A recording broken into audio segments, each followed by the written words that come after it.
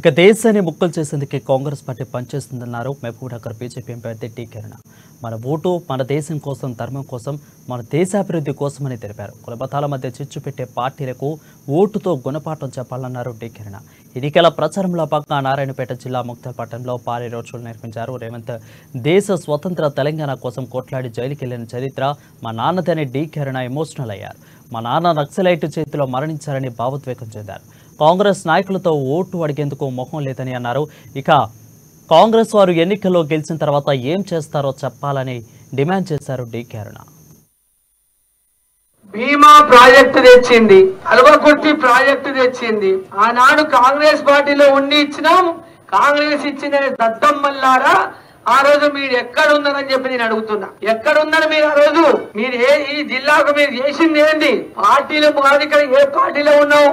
ఎవరి ఇంటికెళ్ళి ఎవరు చేసేది లేదు. కాంగ్రెస్ పార్టీ గెలిచినా, టిఆర్ఎస్ పార్టీ గెలిచినా, ఇంకొక పార్టీ గెలిచినా వాళ్ళ ఇళ్లకి వెళ్ళి చేసేది ఏం లేదు.